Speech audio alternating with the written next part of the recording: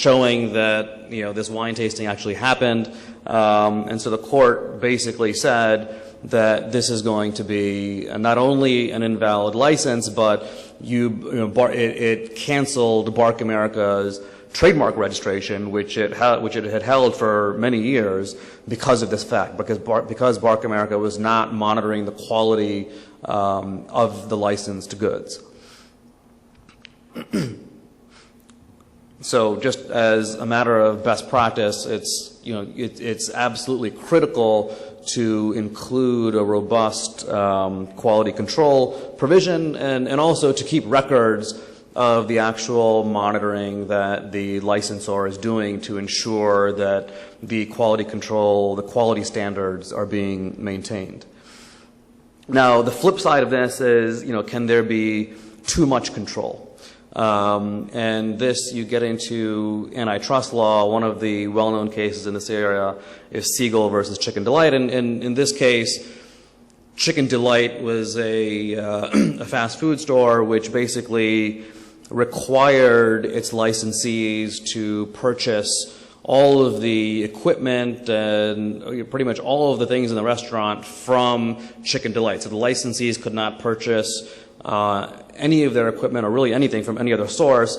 And one of the licensees challenged this under the antitrust laws, and the court basically said, yes, that is an illegal tie-in under the Sherman Act, and it invalidated the license on that ground. So turning to consideration, what is the consideration in a trademark license? For the licensee, it's basically the ability to use the mark. For the licensor, it's a number of things. The goodwill that the licensor gets from the licensee's use, of course, a monetary payment, and then a recognition of trademark rights. There was almost always a provision in the license which says that, I, the licensee, recognize that you, the licensor, have valid trademark rights. And that can be very helpful if you are trying to license a descriptive mark, because if you are trying to show that a descriptive mark is valid, then you can point to these licenses saying, hey, look, other people in the market have recognized that my mark is valid, they've taken licenses for it, they're paying me for it, so it's very helpful to have that recognition in a license to establish validity. Now, in terms of monetary payments, they can take really any number of forms, lump sums or annual fees, but in reality, the most common payment is a royalty, and the royalty is almost always based on gross sales. You see sometimes royalties based on net sales, but those are relatively uncommon given the difficulties in defining what net sales is and how you calculate it. So just for ease of calculation, you almost always see the royalties based on gross sales, which is much less ambiguous. And the rates that we have typically seen have really been in the range of 2 to 12%, and that's kind of the average. Depending on, it really depends on two things: how well known the mark is, and this goes back to what we talked about initially. How well did the brand owner do in creating a strong mark? The stronger the mark, the higher the royalty rate is going to be. And the other factor that typically influences the rate is what is the licensee's profit margin. So if the licensee has a high profit margin, then the royalty rate will generally be higher. So in terms of, I'll just kind of, I think we're running out of time here, but I'll kind of just finish the slides. One doctrine which is kind of unique to trademark law as opposed to patent law, there's this doctrine called licensee estoppel. Now, in the patent context, patent licensees are always allowed to challenge the validity of a license. And the reason for that is it's a public policy reason.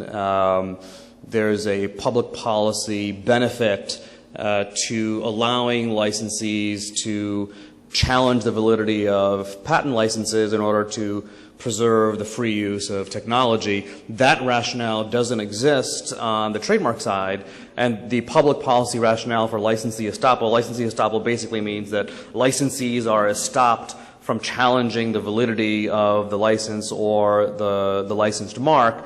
And so the rationale on the trademark side is, well, we really need predictability in contractual relations. So as a matter of policy, this doctrine has come up in the case law saying that if you are a trademark licensee, you are stopped or prevented from turning around and challenging the validity of the mark if you later have a dispute with your licensor.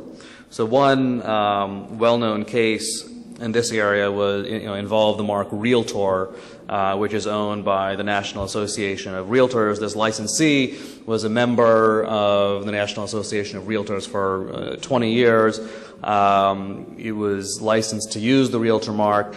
And after 20 years, the licensee stopped being a realtor, left the organization, but continued to use the Realtor mark without authorization.